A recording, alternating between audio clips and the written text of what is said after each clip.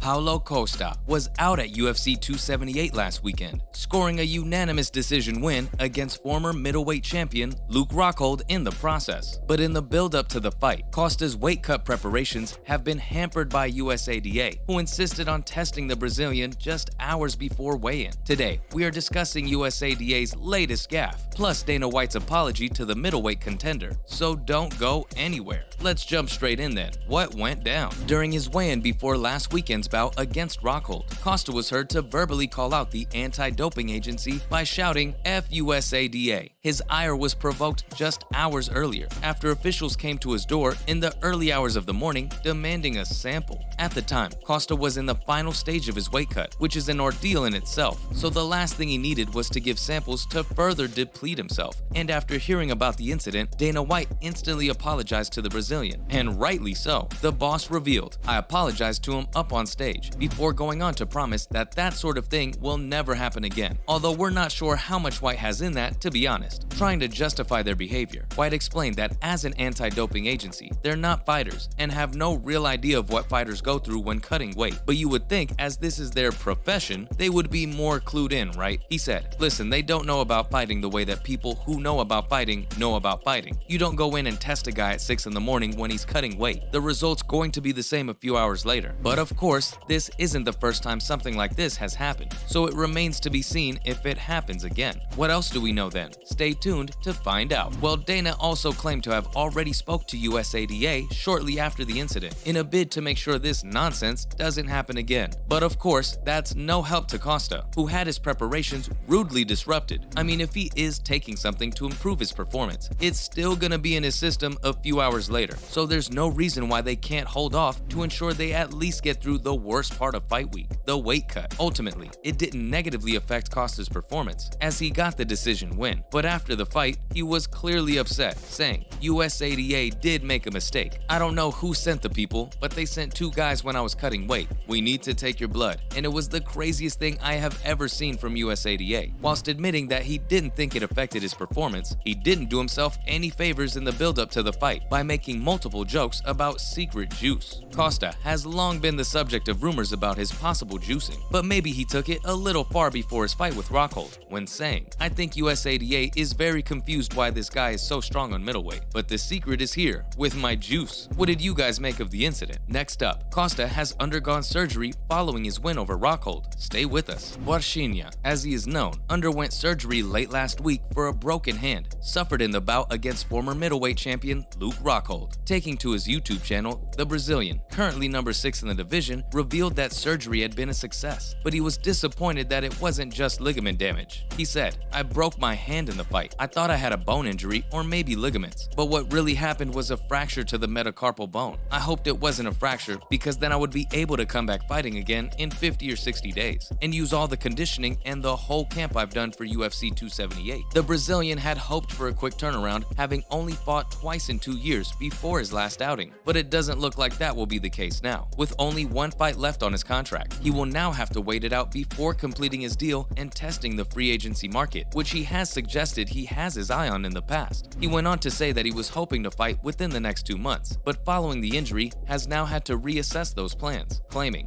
"I'll have to fight in December or January. We'll have a UFC card in Rio on January 21st, so maybe it happens there. It's up to the UFC." What do you make of Costa's plans? Next up, last week's fight was the last time we'll see Luke Rockhold in the octagon. Before Luke appeared against Paulo Costa at last weekend's UFC 278, he had only been seen in a UFC octagon 3 times since being dethroned by Michael Bisping back in 2016, so many people actually thought he was already retired. However, the American finally decided to call it a day after defeat to Borchinha in one of the best fights so far this year. In his post-fight interview with Joe Rogan in the octagon, Rockhold revealed that he has been through so much the last few years before taking his gloves off, a telltale sign that he was, in fact, announcing his retirement. He went on to thank fighting in general, before also thanking the UFC. Whilst also thanking Rogan, he revealed that he can't do this stuff anymore, admitting that he gave it everything he had. I mean, he did what most fighters on the UFC roster will never manage, by becoming champion of the world, so he can look back proudly on a magnificent career. Rockhold was part of the Strikeforce merger at the beginning of the 2010s, and at that point was on a 9-fight win streak, having lost his first fight in the UFC against Vitor Belfort. He went on to put a 5-fight win streak together, culminating in the UFC middleweight title against Chris Weidman back in 2015. What did you guys make of Luke's career? Next, Anthony Smith has been discussing Rockhold's career now. Stay with us. Smith is a regular collaborator with Michael Bisping on his Believe You Me podcast, and after Rockhold's comments in the build-up to his fight with Paulo Costa last weekend, the light heavyweight challenger had suggested that Rockhold had all the ingredients to be a superstar. Luke had gone in on the UFC in the build-up to the fight, calling him out for their pay structure, whilst also having a go at the stupid-ass bonuses the UFC gives out to their fighters. He had suggested that the company's rapid growth and subsequent billions they've earned over the past decade or so should be split with the fighters, which prompted many UFC fighters to agree with the former champion. And given his new attitude, many MMA observers questioned where this version of Rockhold had been, with Anthony Smith the most vocal. He said, "It was raw, so raw. Where was this guy, bleep, 10 years ago? He'd be a bleep superstar. I can get behind that guy. The guy who's like, I'm bleep old, I'm with you. I can get behind that guy." I mean, when you consider people like Conor McGregor and Paddy Pimblett and their I don't give a crap attitude, and how popular that has made them, Smith's words probably hold some weight. What do you guys think? And finally, Chael Sonnen has made his thoughts on Rockhold's retirement known. Of course, not much happens in the world of MMA without Chael having his say, and the recent retirement of Luke Rockhold is no different. And given his attitude in the build-up to the Costa fight, Sonnen believes the former middleweight champ stock has never been higher, having put on a display of full heart. Sonnen claimed recently that he cannot get enough of Luke Rockhold, going on to say, "I have never wanted to see him fight more than I do right now. I want him to rescind his retirement." Sonnen also believes that if Luke rescinds his retirement, he could easily convince Dana White to book another fight for him. But if he didn't want to fight in the UFC, he also thinks White would release him out of respect for his achievements in the promotion. Whilst Rockhold was quite outspoken about the UFC's pay structure during the build-up to the fight, we're not sure if White would simply release him, considering the increase in popularity the former champ is now enjoying. Should he decide to return, we believe the 37-year-old could still easily make waves in the rankings, although possibly not towards the top of the division. As always, thanks for dropping in on us today, and remember to swing by again next time when we will be discussing all sorts of other cool bits and pieces. And why not do us a solid by liking today's video, whilst also sharing it with any MMA heads you might know of. Thanks again for watching, and we'll see you next time.